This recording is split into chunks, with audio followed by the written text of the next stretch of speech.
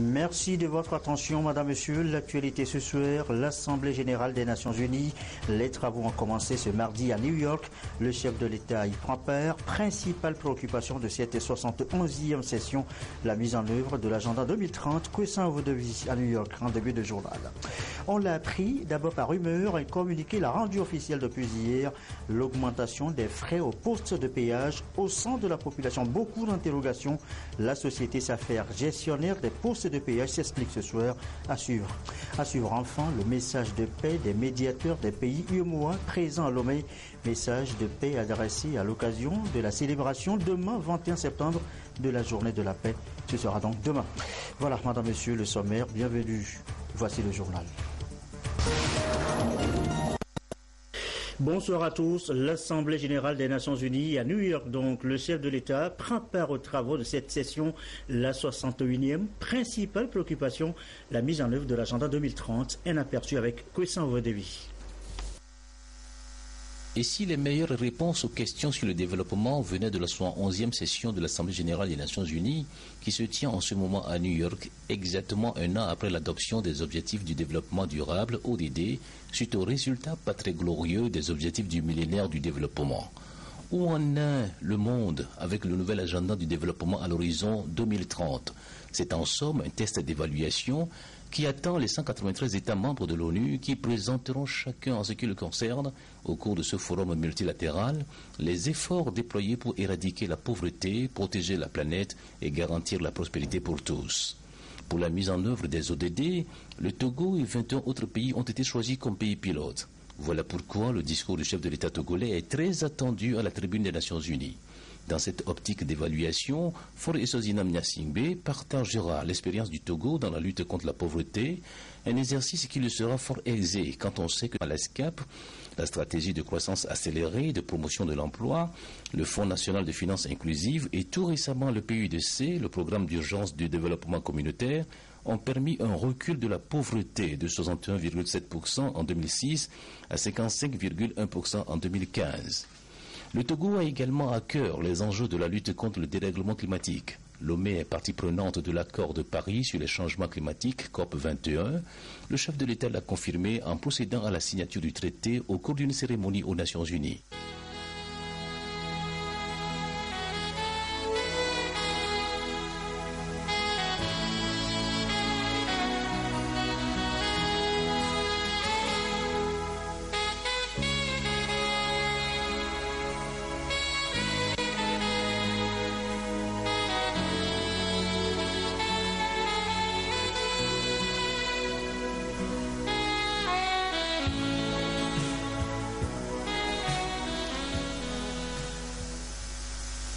En marge de la 71e session de l'Assemblée générale de l'ONU et dans le souci d'aider le Sud-Soudan, très jeune pays ayant accédé à la souveraineté internationale en juin 2011, mais en proie à un conflit interne, le Togo, membre du Conseil de paix et de sécurité de l'Union africaine, s'est associé aux nouvelles initiatives des Nations Unies prévoyant un renforcement de l'effectif de la mission de l'ONU au Sud-Soudan.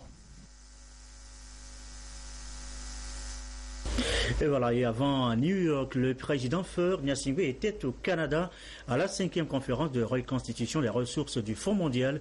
Les dirigeants ont réaffirmé à l'occasion leur volonté de mettre fin aux épidémies de VIH, de tuberculose et de paludisme. Une bagatelle somme de 13 milliards de dollars a été mobilisée pour l'agenda 2030. Le résumé des travaux est d'Em Sosoupo. À Montréal, le Fonds mondial a reçu le soutien nécessaire pour efficacement poursuivre la lutte contre les 3 maladies que sont le VIH-Sida, la tuberculose et le paludisme. Près de 13 milliards de dollars ont été collectés sous forme de contributions annoncées à la fin de la 5e conférence de reconstitution des ressources du Fonds mondial. Le chef de l'État, Faure Essozinam Gnassingbé, a pris part aux travaux aux côtés de ses pairs sur invitation du Premier ministre canadien Justin Trudeau. Ce dernier a annoncé qu'il faut agir sur la prévention à l'endroit des populations clés, les adolescents et les femmes en âge de procréer. Ce budget sera destiné au renforcement de la lutte contre les 3 maladies parce qu'il ne faut pas baisser la garde. Et l'idée, c'est qu'au fil du temps, d'ici les prochaines décennies, qu'on puisse venir à bout de toutes ces maladies-là en Afrique subsaharienne. C'est vraiment le but ultime de tout ce qui est mené. Alors, ceci est possible, mais il faudra que nous jouons aussi notre partition. Et compte tenu du fait que les relations entre le Fonds mondial et le Togo sont au beau fixe, le Fonds mondial a jugé que le Togo serait un interlocuteur valable pour plaider sa cause auprès de ses partenaires. C'est ce qui explique le fait que le chef de l'État a été invité à cette conférence. Le souhait de la conférence de Montréal est de parvenir à 0 nouvelle infection au VIH-Sida d'ici à 2030. Ce pari ne pourra véritablement être gagné que si tous les États prennent un engagement fort et responsable en faveur de la lutte contre la pandémie. Le gouvernement togolais a promis de réaliser les objectifs 90-90-90 de l'ONU-SIDA.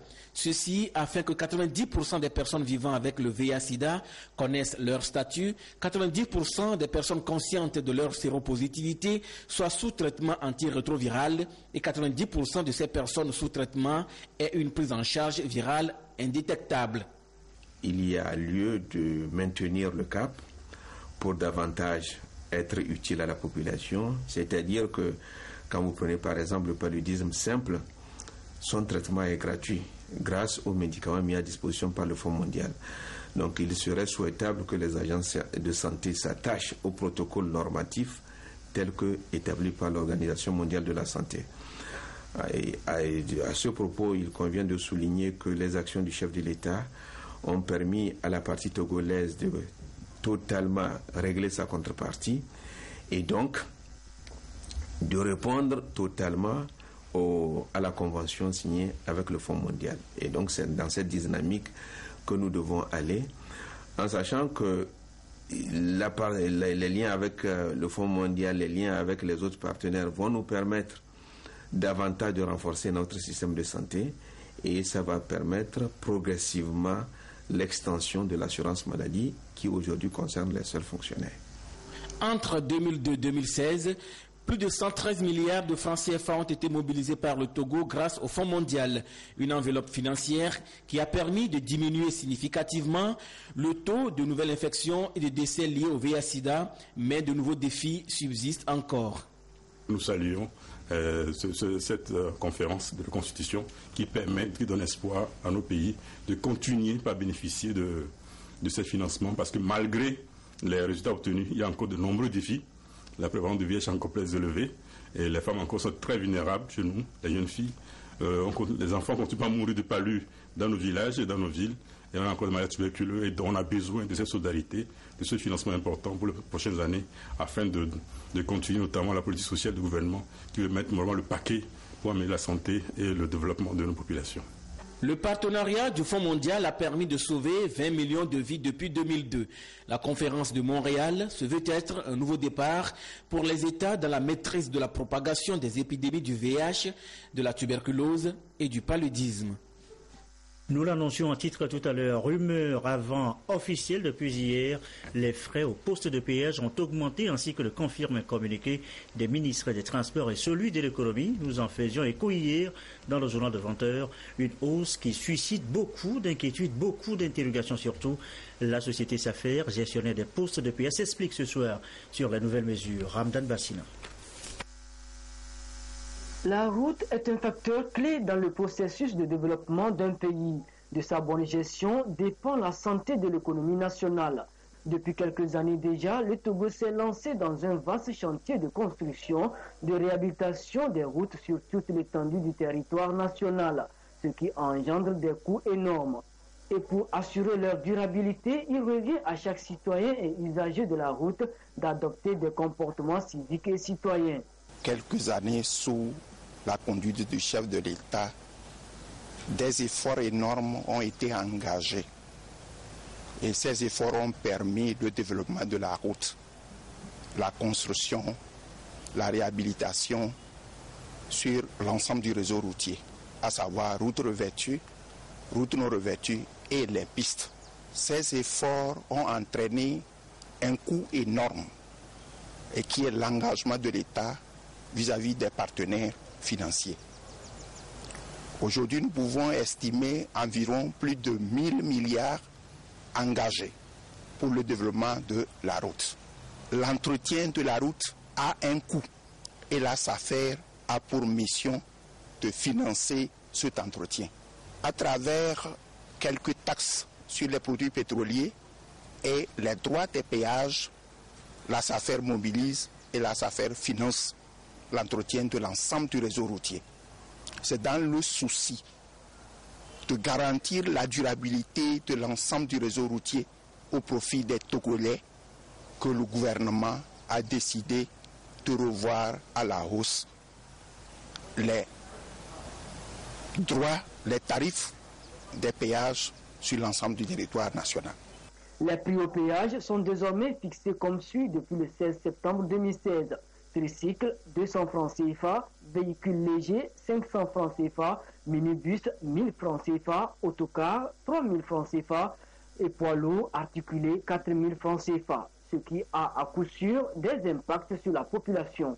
Nous voulons aussi confier à toutes les Togolaises, à tous les Togolais que nous couvrons à peine 30% des besoins réels de l'entretien routier par an.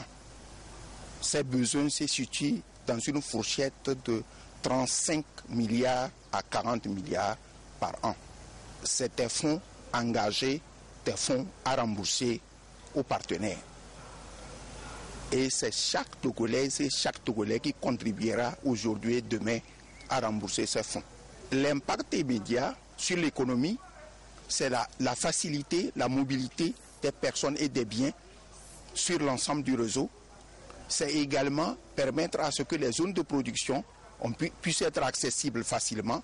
La hausse des prix au péage répond donc à une nécessité et chaque acteur est appelé à œuvrer pour l'essor de l'économie nationale et la survie des infrastructures routières.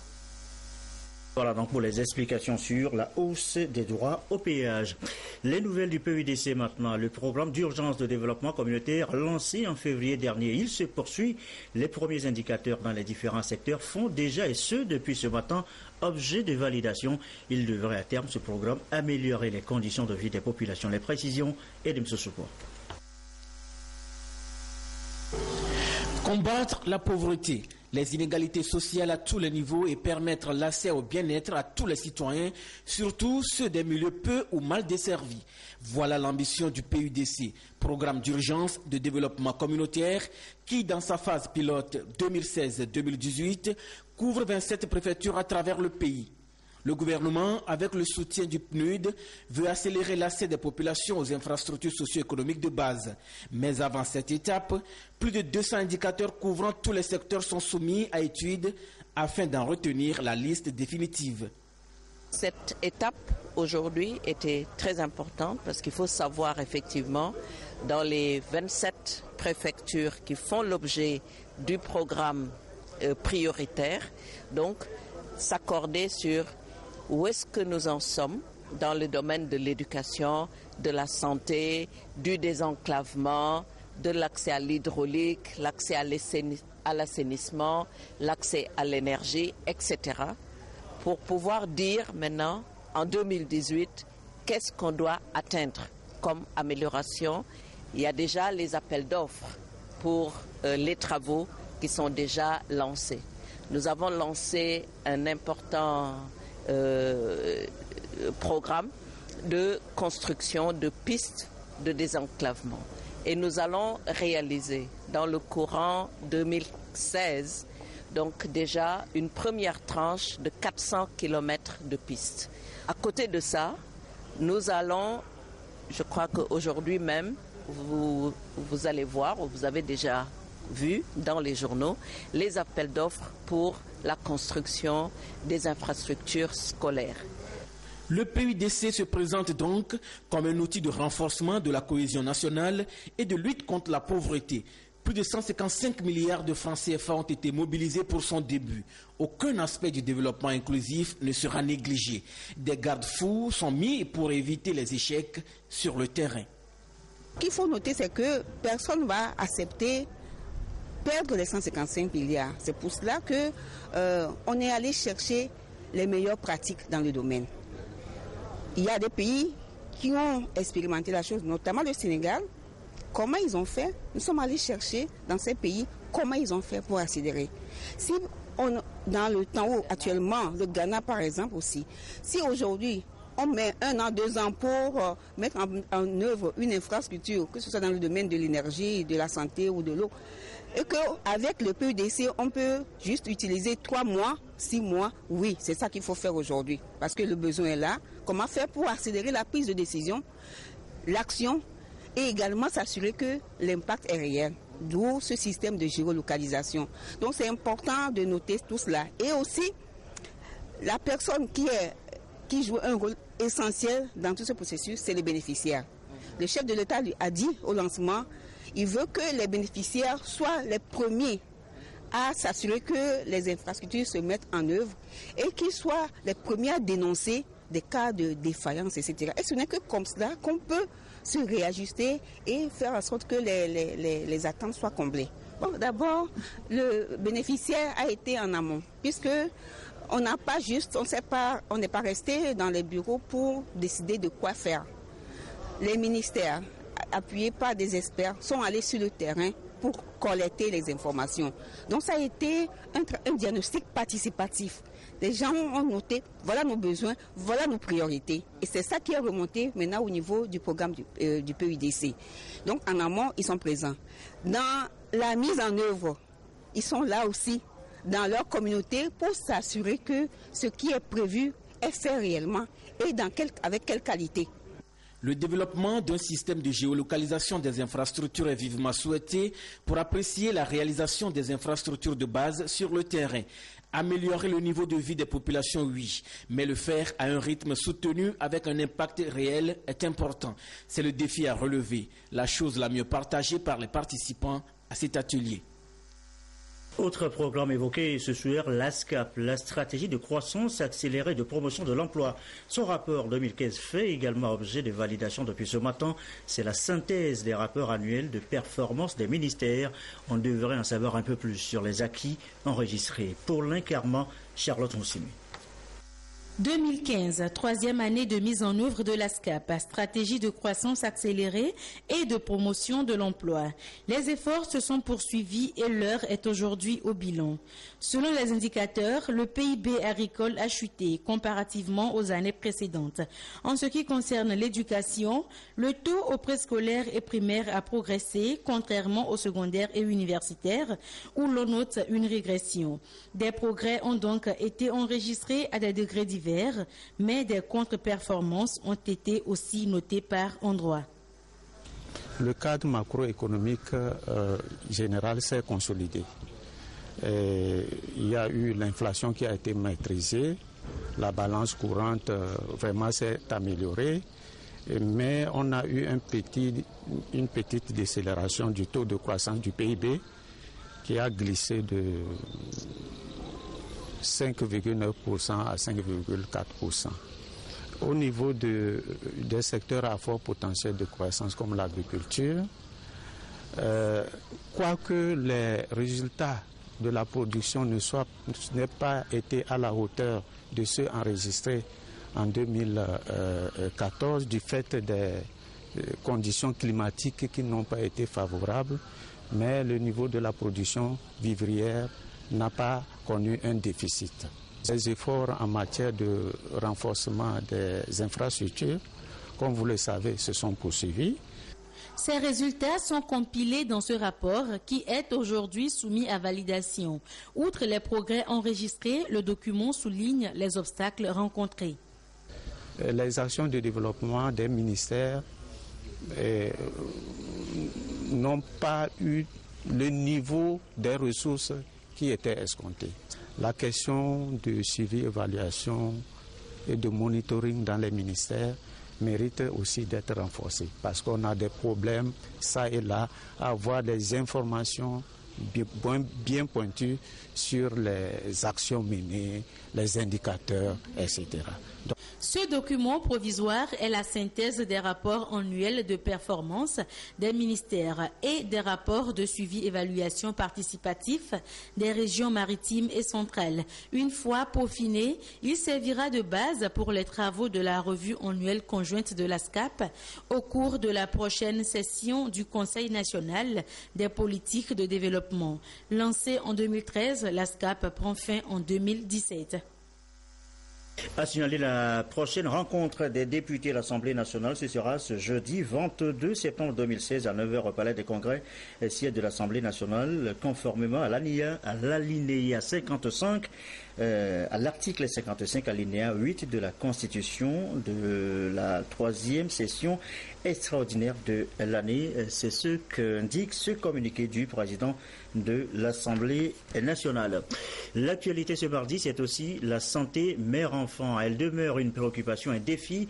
8 pays du partenariat de Ouagadougou sont actuellement à Lomé en partage d'expériences. Nous reviendrons sur le sujet dans le courant de cette édition si tout va bien. Une maman en bonne santé, un bébé en pleine forme, ça passe aussi par un système de santé et de vaccination bien financé, bien harmonisé. Les questions de financement sont justement discutées par experts nationaux du ministère de la Santé et partenaires techniques et financiers. La rubrique à l'ordre du jour de Douaré, Ramdan Bassina. Les partenaires techniques et financiers de renforcement du système de santé et de vaccination au Togo s'engagent dans une gestion plus harmonieuse des financements pour compléter au mieux les apports du gouvernement au plan national. Ils vont ensemble avec le ministère de la Santé ressortir les besoins stratégiques, faire des cartographies des ressources disponibles, identifier le budget alloué par l'État, optimiser la mobilisation des ressources et garantir leur mise en œuvre.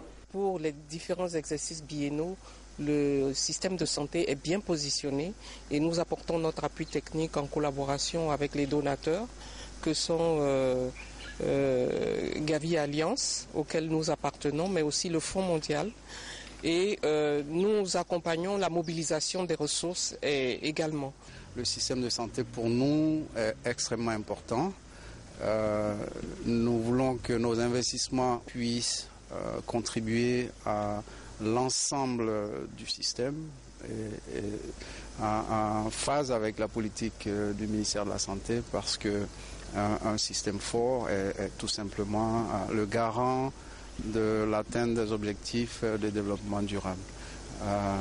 Et nous avons l'intention de continuer dans cette direction pour soutenir le plan de développement sanitaire. Cette dynamique va permettre d'élaborer une nouvelle subvention qui sera soumise à Gavi Alliance et d'autres partenaires sur la base d'un nouveau modèle de financement pour le renforcement du système de santé et l'introduction de nouveaux vaccins. Le Togo est éligible sur les 5 prochaines années pour une enveloppe d'environ 6,5 millions de dollars pour contribuer au renforcement du système de santé. Mais en plus de cela, renforcer la plateforme d'optimisation des équipements de la chaîne de froid. C'est ce qui permet effectivement de mettre à niveau les équipements de la chaîne de froid jusqu'au niveau du district pour pouvoir effectivement renforcer la chaîne d'approvisionnement du niveau central jusqu'au niveau périphérique pour avoir des vaccins bien conservés et qui arrivent jusqu'à l'utilisateur final et permettre de vacciner les enfants dans de bonnes conditions et de les immuniser. Le gouvernement togolais entend établir un dialogue régulier avec les partenaires multilatéraux et bilatéraux afin de faciliter les discussions au sein de l'instance de coordination nationale pour la gouvernance des subventions du RSS. Cette nouvelle approche sera appliquée progressivement à tous les pays partenaires de Gavi dès janvier 2017. Ceci pour contribuer à l'amélioration des processus de planification nationaux du système de santé et ainsi favoriser le bien-être des populations. Dans le reste de l'actualité, cette rencontre BCA au Togo, directeur généraux des systèmes financiers décentralisés, également présent à la discussion, la cellule d'appui et de suivi des institutions mutualistes ou coopératives d'épargne et de crédit. C'est la 3e rencontre du genre de l'année. En toile de fond, la situation du secteur microfinance au 30 juin 2016, un exercice d'inventaire donc. Mathias Touglo, Carmen Madji Akapou. Le secteur de la microfinance a évolué ces dernières années au Togo. Les 2 premiers trimestres de 2016 ont été marqués par une hausse des activités dans ce domaine. Le nombre de bénéficiaires de systèmes financiers décentralisés, par exemple, a connu une augmentation de 3,5% avec une adhésion supplémentaire de 88 222 membres. Cette évolution a eu un impact positif sur les dépôts et les crédits qui ont respectivement progressé de 4,2% et de 6,7% d'un trimestre à un autre. Ces bons résultats cachent cependant quelques contre-performances qui ont été enregistrées au niveau du système et qui sont induites principalement par la détérioration du portefeuille de crédit, mais également par une non-observation du dispositif prudentiel, mais aussi la dégradation du portefeuille. Des propositions ont été faites au cours de ces assises pour préserver et consolider les acquis de ce secteur. Concernant par exemple le premier point qui est la dégradation du portefeuille, nous avons vu qu'il y a lieu de revoir le système de mise en place de nos crédits. Nous avons également insisté sur la nécessité de faire une éducation financière pour que les clients comprennent le rôle des institutions de microfinance. Concernant le second point qui est relatif à l'insuffisance de capitalisation, des approches de solutions ont été également proposées qui sont entre autres l'appel aux membres. Les autorités de supervision, notamment la cellule d'appui et de suivi des institutions mutualistes ou coopératives d'épargne et de crédit, CASIMEC, et la BCAO, mettent déjà tout en œuvre pour assainir le secteur afin de renforcer sa crédibilité au sein de la population. 13 SFD en difficulté majeure ont fait l'objet d'une évaluation. Donc, nous sommes en train de finaliser leur situation, l'analyse de leur situation, et il y a des décisions qui vont être prises, soit le retrait d'agrément. Au niveau des structures illégales, nous avons commencé à fermer certaines structures et en collaboration avec le ministère de la Sécurité et de la Protection civile et le ministère de la Justice. Cette rencontre a permis d'examiner une série de questions liées précisément à l'amélioration des conditions de démarrage des bureaux d'information BIC et la contribution des systèmes financiers décentralisés aux ressources du Fonds de garantie des dépôts dans l'UMOA, Union monétaire ouest-africaine.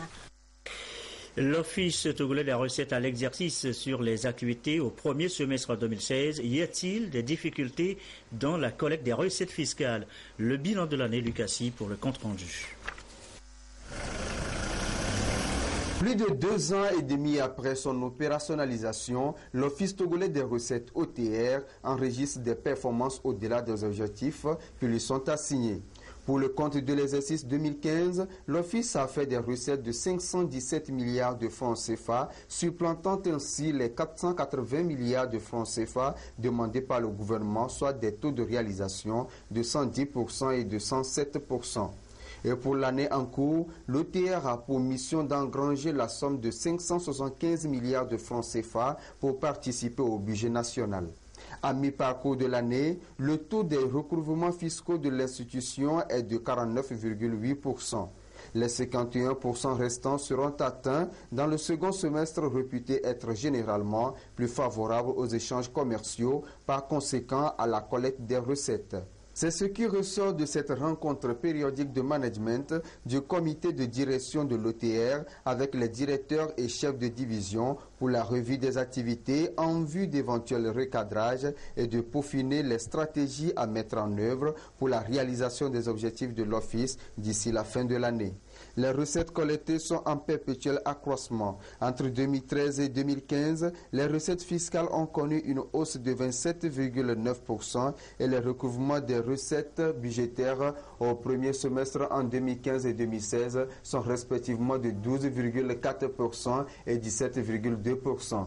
des taux d'accroissement très significatifs par rapport aux années antérieures. Ces résultats ont été rendus possibles grâce à des facteurs tels que la rigueur dans le processus de collecte des recettes et le renforcement du contrôle fiscal et de l'analyse des risques pratiqués par l'OTR, selon le commissaire général Henri Gaperi. Annoncions en titre, le message de paix des médiateurs ouest-africains de l'UEMOA, appel à la paix, à la non-violence, lancé ce mardi à la veille de la journée de la paix, demain 21 septembre. Augustin Kossi et Serre Laflèche. Pour mobiliser les États en faveur de la dignité et de l'égalité de tous les êtres humains, une journée internationale de la paix est instaurée par les Nations Unies. Elle est célébrée chaque 21 septembre et est dédiée à la non-violence, à la tolérance et à la protection des droits humains. Et le nouvel agenda planétaire 2030 incite les États à entreprendre des actions concrètes pour mettre fin à la pauvreté, protéger la planète et garantir la prospérité au peuple pour l'édification d'une société paisible. Le moment s'y prête bien. L'Association des médiateurs des pays de l'UEMOA, présente à Lomé dans le contexte du renforcement des mécanismes de paix dans les États membres, a jugé opportun d'en appeler à une prise de conscience. Sachant que la paix n'est pas un vain mot, mais un comportement que les hommes doivent avoir et respecter pour le bien de tous. Remarquant que la recherche permanente de la paix est un combat qui vaille d'être mené pour des actions de développement dans la concorde et la solidarité. Relevant que les Nations Unies ont retenu pour cette année 2016, à l'occasion de la Journée internationale de la paix, le thème suivant, Objectifs du développement durable, composantes de la paix. Observant la gravité du contexte sécuritaire très préoccupant en raison de l'activité des groupes terroristes préjudiciables à la paix en Afrique et dans le monde, lançons un vibrant et solennel appel à tous les États et à tous les citoyens de l'espace UEMOA à la mobilisation générale en faveur de la paix et encourageons tous les citoyens à unir leurs énergies afin que les sociétés humaines vivent dans la paix, la quiétude et la sérénité totale. La Journée internationale de la paix a été célébrée pour la première fois en 1981. Objectif du développement durable, composante de la paix. C'est bel et bien le thème de cette année. C'est dire que les 17 objectifs de développement durable ont alors une nouvelle vision porteuse de changements en matière de l'édification de la paix, de la lutte contre les menaces terroristes, la dégradation de l'environnement, la lutte contre la faim. Comme quoi, il ne peut y avoir de développement durable sans la paix, ni de paix sans développement durable selon les Nations Unies. Et un message de paix qui fait écho avant l'heure à la solidarité dimanche exprimé aux détenus privés de liberté. Ils étaient célébrés au Palais des Congrès, pas pour les faits qui leur sont reprochés, c'est juste une marque de sympathie et de solidarité. Le concert, le récit, Gérald Agoudou.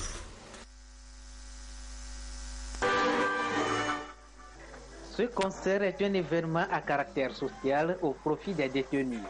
Dénommé concert de solidarité, cette initiative vise à mobiliser des populations en faveur du bien-être des personnes en milieu carcéral. Sur scène, des prestations des artistes musiciens et humoristes. Ce que sa bouche a dit, sa main l'accomplit. Ce que sa bouche a dit, sa main l'accomplit.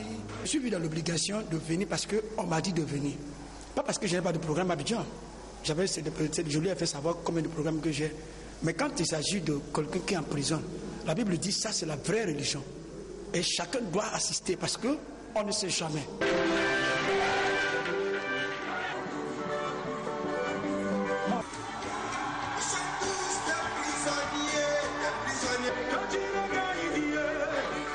Concernant le spectacle, je peux dire que tout va bien. Pour les prisonniers, les humoristes, tout. Et je fais coucou particulièrement à Alès. Il nous a fait courir. Les recettes collectées après ce concert seront investies dans les produits pharmaceutiques destinés aux détenus. L'ambition de cette initiative est de sensibiliser les décideurs, les acteurs, les défenseurs des droits de l'homme, ensemble, à travailler, à œuvrer, d'œuvrer pour le respect des droits des détenus et profiter de cette occasion pour sensibiliser la jeunesse. Vous avez pu constater aussi la prestation des détenus au profit de qui ce concert est organisé. Donc nous pouvons dire que somme toute c'est une ambiance bon enfant et que tout le monde a trouvé son compte. Selon le comité d'organisation, c'est également une occasion de sensibiliser la population, notamment la jeunesse, à éviter à tout prix le milieu carcéral en adoptant des attitudes saines et responsables. Voilà quelques communiqués avant de refermer cette édition qui a débordé un tout petit peu. La direction générale de la Société Générale des Eaux informe son aimable clientèle de Lomé et de ses environs qu'en raison des travaux de maintenance sur ses ouvrages de production d'eau potable à Kakaveli, des perturbations pourraient être observées dans la fourniture d'eau dans certains quartiers de la ville au cours des journées du mercredi 21 du jeudi 22 septembre 2016. La TDE présente d'avance ses excuses aux abonnés pour le désagrément. Il rassure que les dispositions sont prises pour le rétablissement rapide du service. Et puis je rappelle ce communiqué du président de l'Assemblée nationale qui informe les honorables députés que conformément à l'article 55 alinéa 8 de la Constitution, la 3e session extraordinaire de l'année s'ouvrira le jeudi 22 septembre 2016 à 9h au Palais des Congrès, siège de l'Assemblée nationale. Fin de cette édition. Je vous souhaite une très belle soirée.